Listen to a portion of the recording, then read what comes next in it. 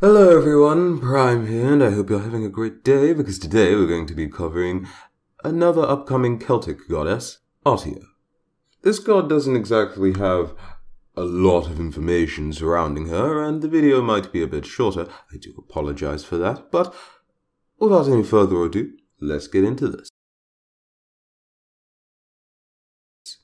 Artio has access to both a human form and a bear form. In the human form, she's usually depicted wearing some sort of dress or robes that always cover the lower half of her body and sometimes covers the upper half. Others, not so much. In Smite, High-Res has many directions that they can take with her human appearance, but we'll have to just wait and see whether they give her an outfit more resembling a Chunga style of dress, or if they'll be taking more of an Artemis or Morrigan look. As for the bear form, well, it's a bear, so High-Res will just have to surprise us. Artio also goes by the name of Andata. Andata was a warrior goddess of sorts in parts of Celtic mythology, so there's some other directions they can take with her appearance.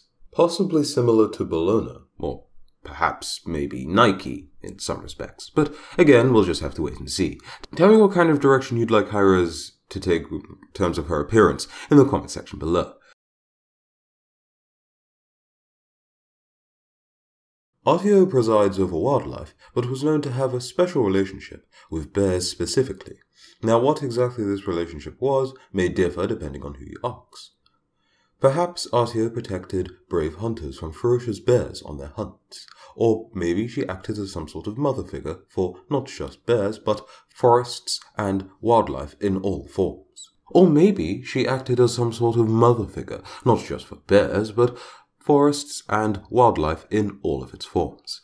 This being thanks to the images or statues of Artio offering a cornucopia of fruits and natural treats to distinctly large and powerful bears. Maybe she even embodied the unique traits of the bear, signifying their importance and why they demand respect and possibly worship, but also exemplifying how great herself and the animals could be at protecting themselves and others, as well as each other. Whatever the case, it is important to remember that evidence for her specific role is scarce, to say the least, and you'd be hard-pressed to find some. So if you do, go ahead and let me know in the comment section below. She does awaken during the spring to initiate the season and provide fruit for all beings. She is also a deity of fruits.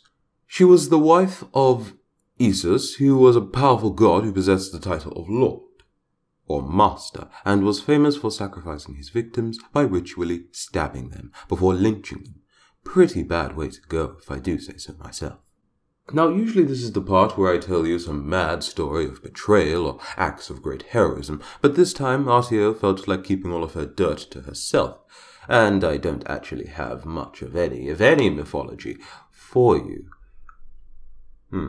So, I could tell you a bit more about how she came to be a goddess, or I could tell you a bit more about her husband, Isus.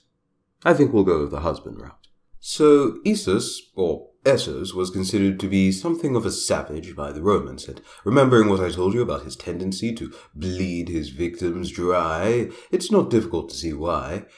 Just in case you were, for some reason, wondering, the blood drained from the victims during this process did not in fact return to the earth immediately. No.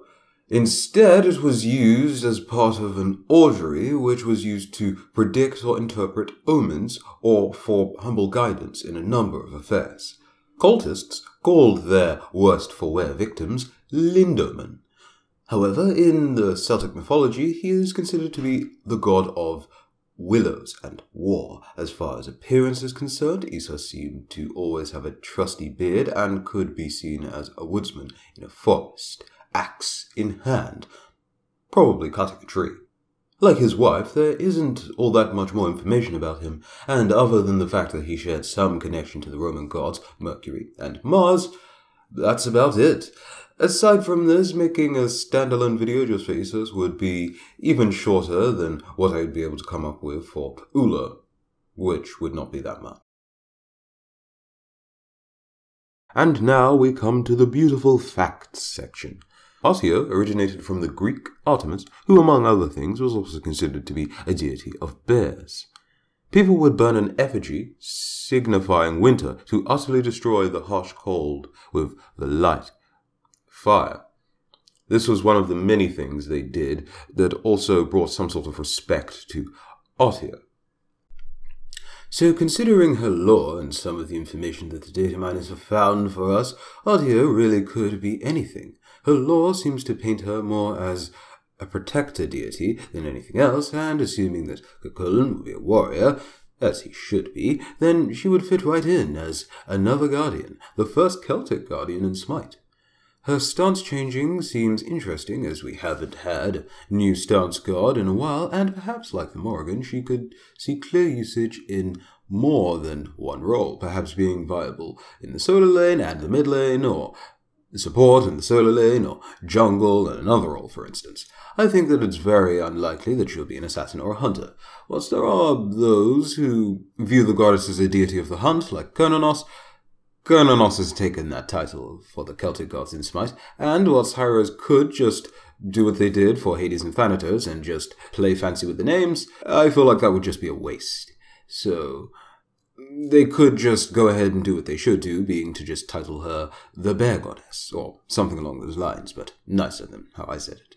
Plus, the Protector archetype doesn't quite fit the Hunter or Assassin classes quite as well as they do the Guardian class.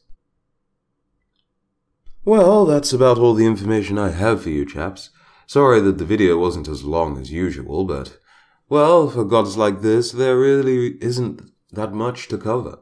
If you enjoyed the video and feel like it deserves it, then go ahead and leave it a like. It helps me out a lot and it's much appreciated. And thank you for making it this far. If you're new to the channel, go ahead and subscribe for more content just like this, and I have covered quite a few gods by now, so you should be able to find at least one or two that you're interested to hear about. And until the next video, which should be newer, have a very good day. I've been Prime, and I'll see you in the next one. Bye-bye.